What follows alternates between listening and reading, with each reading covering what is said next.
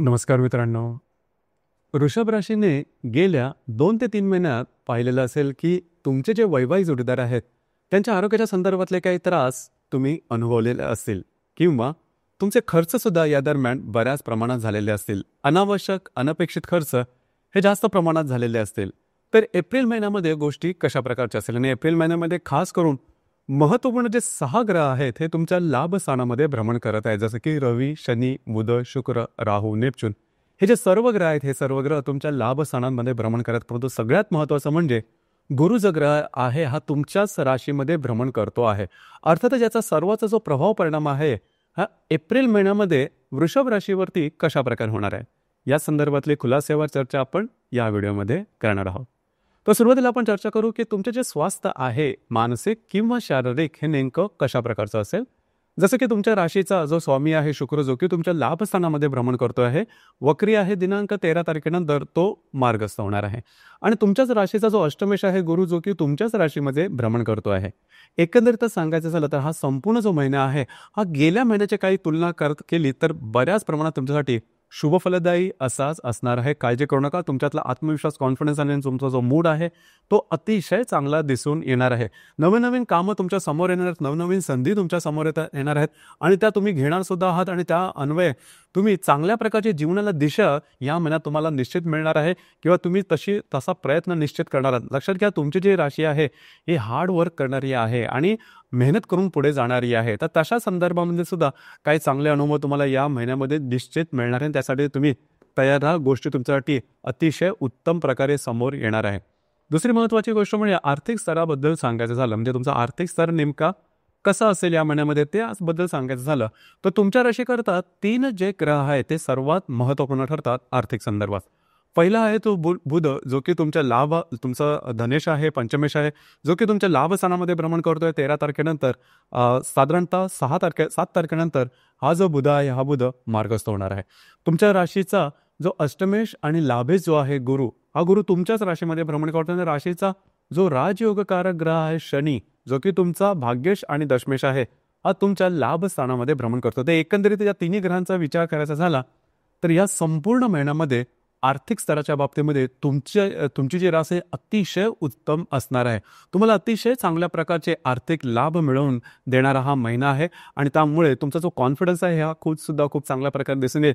मुळातच तुमची जी रास आहे थोडीशी प्रॅक्टिकल आहे, पैशाच्या संदर्भात व्यवहारी आहे. पैसे कुठे कधी कसे खर्च करायचे, कशा प्रकारे गुंतवणूक करायची याचा जो ब्रेन आहे तो तुमच्याकडे अतिशय म्हणजे याची जी बुद्धी आहे ही तुमच्याकडे अतिशय चांगल्या प्रकारची आहे आणि तशाच प्रकारचे काही अनुभव तुम्हाला या महिन्यामध्ये निश्चित येणार आहे. त्यामुळे आर्थिक आकडेवर अजिबात काळजी करू नका.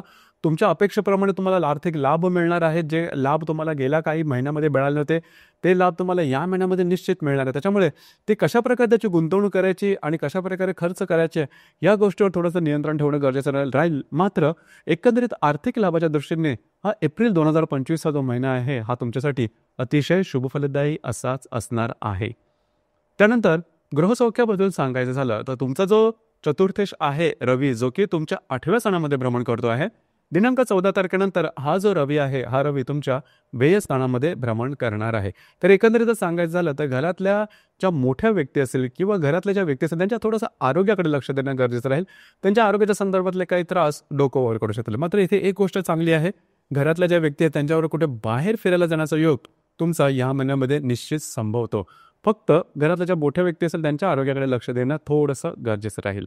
यानंतर लव्ह लाईफ बद्दल सांगायचं झालं तुमचा लव्ह लाईफ म्हणजे तुमचा जो पंचमेश आहे बुध जो की तुमच्या लाभस्थानामध्ये भ्रमण करतोय. दिनांक 7 तारखेनंतर हा जो बुध आहे हा बुध मार्गस्थ होणार आहे. जर का तुम्ही शेअर मार्केटमध्ये ट्रेड करत असाल तर हा जो महिना आहे हा महिना तुमच्यासाठी शुभफलदायी राहील. शॉर्ट टर्ममध्ये जरी ट्रेड केलेले असेल तरी सुद्धा त्याचे चांगले काही लाभ तुम्हाला या दरम्यान निश्चित मिळतील. फक्त जे काही तुम्हाला ट्रेड करायचे असेल ते साधारण 10 तारखेनंतर गेले तर त्याचे परिणाम तुम्हाला अतिशय चांगल्या प्रकारे मिळणार आहे. तर ही गोष्ट खूप महत्त्वपूर्ण आहे.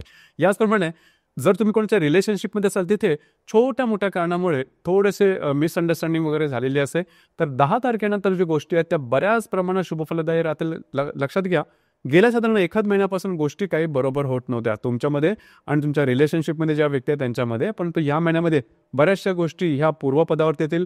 तुमच्या दोघांमध्ये जे हार्मनी आहे ती खूप चांगल्या प्रकारची दिसून येईल. याचप्रमाणे ज्या गर्भवती महिला आहेत त्यांनीही काळजी करू नका. गोष्टी तुमच्या अपेक्षेप्रमाणे होणार आहेत. बुध जो की तुमच्या राशीमध्ये भ्रमण करतो आहे, पंचम दृष्टीने तुमच्या पंचम स्थानाला पाहतो आहे. या अन्वये सांगायचं झालं तर गोष्टी कुठल्याच तुमच्यासाठी टोकाच्या होणार नाही. गुरु जो आहे, ग्रह आहे, हा तुमच्या मदतीला निश्चित प्रकारे धावून येईल. या सर्वांनी जे विद्यार्थी वर्ग आहेत त्यांच्यासाठी सुद्धा हा संपूर्ण जो महिना आहे हा अतिशय शुभफलदायी असा असणार. पण तो त्याचबरोबर तुमचे एफर्ट, तुमचे प्रयत्न सुद्धा तेवढ्याच तोडीचे असणे गरजेचे आहे. म्हणजे तुम्ही जे प्रयत्न कराल त्याला फळ तुमच्या अपेक्षेप्रमाणे येईल हे निश्चित. वैवाहिक जीवनाबद्दल सांगायचं झालं तर तुमच्या राशीचा सगळ्यात महत्त्वपूर्ण वैवाहिक जीवनाचा कारक ग्रह आहे मंगळ, जो की तुमच्या द्वितीय स्थानामध्ये भ्रमण करतोय. तर वैवाहिक जीवनात गेल्या साधारण 3-4 महिन्यापासून बघितलं होतं, म्हणजे जसं मी सुरुवातीला पण सांगितलं की वैवाहिक जीवनाच्या बाबतीमध्ये गोष्टी काही बरोबर होत नव्हत्या. तुमचे जे वैवाहिक जोडीदार आहेत त्यांच्या आरोग्याच्या संदर्भातले काही त्रास डोकं करत होते आणि त्यामुळे खर्चही सुद्धा जास्त होते. अनावश्यक अनपेक्षित खर्च तुमचे जास्त वाढलेले होते. थोडीशी धावपळ सुद्धा थोडी तुमची जास्त झालेली होती. एप्रिल महिन्यामध्ये काळजी करू नका, गोष्टी बऱ्याचशा तुमच्या आवाक्यात येणार आहेत, जी की खूप चांगली गोष्ट आहे. म्हणजे एप्रिल महिन्याच्या पहिल्या आठवड्यानंतर बऱ्याचशा गोष्टी सुरळीत होतील आणि खास करून एप्रिल महिन्यामध्ये तुम्ही बऱ्याच प्रमाणात ॲक्टिव्ह सुद्धा राहणार आहे. तुमच्या मनामध्ये असलेल्या ज्या काही गोष्टी आहेत त्या प्रत्यक्षात कशा उतरवायच्या या संदर्भात तुम्ही बऱ्याच प्रमाणात कार्यरत राहाल आणि अशा गोष्टी की ज्या आत्तापर्यंत तुम्हाला अवघड वाटत होत्या, थोड्याशा कठीण वाटत होत्या, त्या साधारण एप्रिल महिन्याच्या पहिल्या आठवड्यानंतर बऱ्याच प्रमाणात सोप्या वाटेल. म्हणजे तुम्ही त्या गोष्टी सहजपणे करू शकाल आणि प्रत्यक्षात त्याचे रिझल्ट सुद्धा तुम्हाला मिळू शकतात. तर एकंदरीत त्या संदर्भामध्ये हा संपूर्ण महिना तुमच्यासाठी शुभफलदायी राहील. वैवाहिक जीवनाच्या बाबतीमध्ये गोष्टी थोड्याशा जर तुम्हाला वेगळ्या वाटत होत्या तर या महिन्यामध्ये निश्चित तुमच्या आवाक्यात येतील. तुमच्यामध्ये आणि तुमच्या वैवाहिक जोडीदारामधलं जी हार्मनी आहे ती खूप चांगल्या प्रकारची दिसून येईल.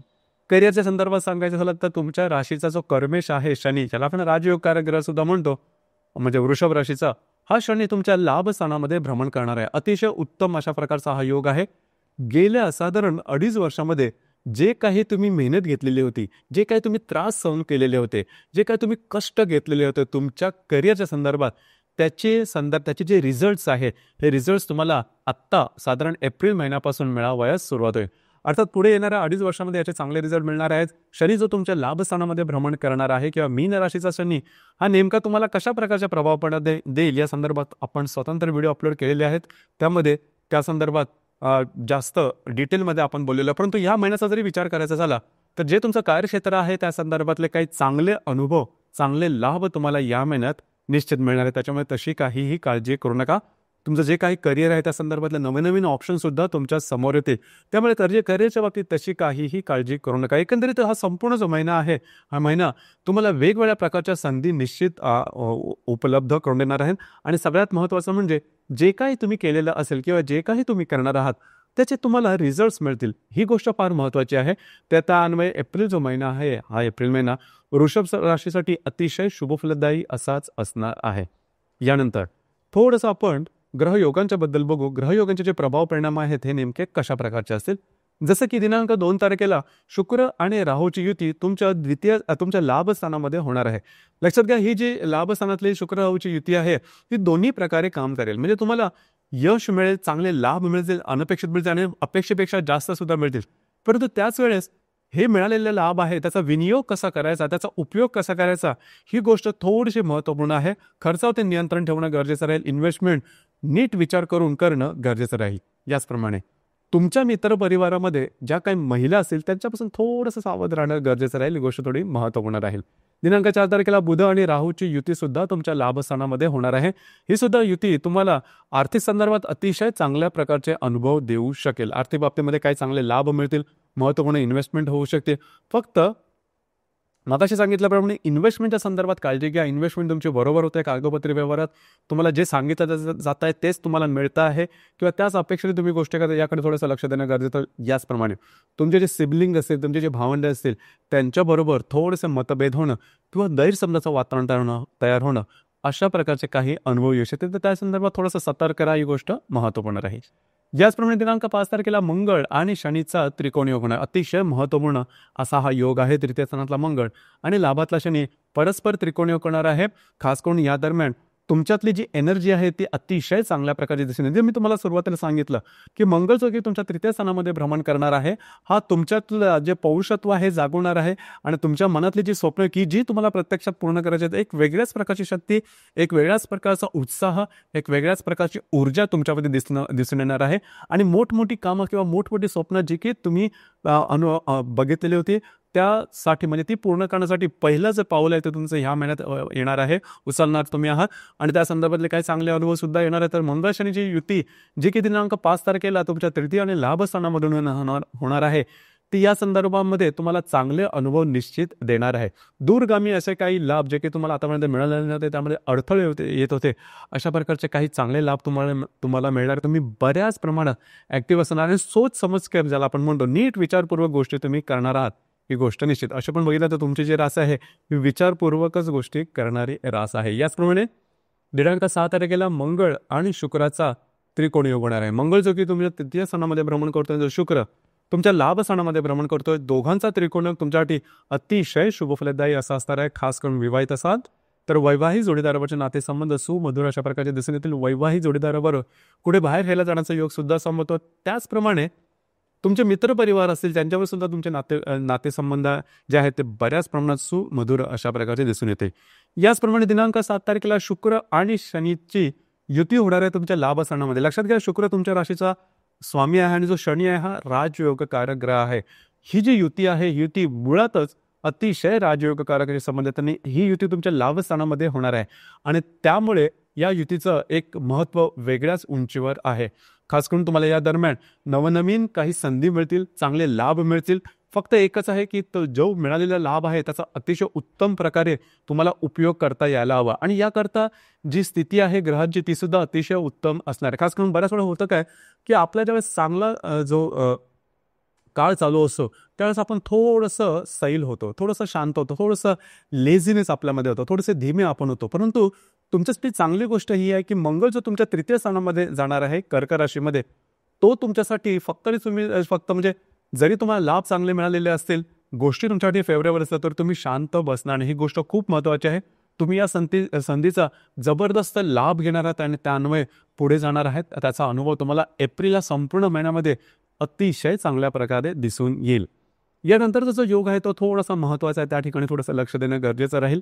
शनी राहूची जी युती आहे, ही युती 24 तारखेला होणार आहे तुमच्या लाभस्थानामध्ये. लक्षात घ्या, ही अतिशय महत्त्वपूर्ण, संपूर्ण महिन्यामध्ये अतिशय वाईट अशा प्रकारची ही युती आहे. अर्थात या संदर्भात थोडी काळजी घेतली तर या युतीचा प्रभाव परिणाम तुमच्यावर तसा दिसणार नाही. फक्त एकच गोष्ट आहे की तुमच्यासमोर काही प्रलोभनं येऊ शकते.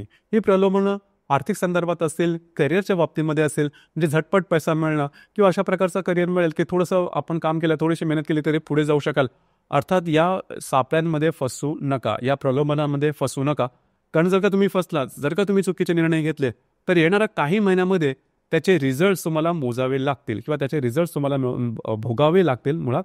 तर या संदर्भात थोडीशी काळजी घेणं गरजेचं आहे. फक्त 24 तारीख आहे, म्हणजे 24 तारीख असं म्हटलं तर जवळजवळ 21 तारखेपासून 27-28 तारखेपर्यंत अशा ज्या काही गोष्टी जर का तुमच्या समोर येत असतील तर त्या संदर्भात मौनम सर्वार्थ साधनं हे एवढं फक्त लक्षात ठेवणं गरजेचं राहील.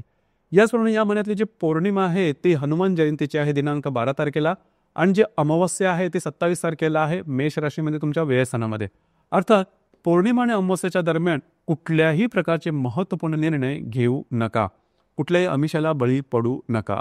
इमोशन म्हणजे भावना तिथून गोष्टी टोकाच्या करू नका. अर्थात तुमची जी रास आहे ही खूप समंजस आहे, समजदार आहे, गोष्टी नीट विचारपूर्वक करणारी आहे. तरी सुद्धा कधी कधी आपण भावनेच्या आहारी जाऊन गोष्टी चुकीच्या करून बसतो. परंतु हा संपूर्ण महिना आहे, हा संपूर्ण महिना तुमच्यासाठी म्हणजे एप्रिल 2025 हा संपूर्ण महिना आहे, हा तुमच्यासाठी गेम चेंजर होणार आहे. त्यासाठी सिद्ध व्हा, गोष्टी तुमच्या फेवरमध्ये होणार आहे.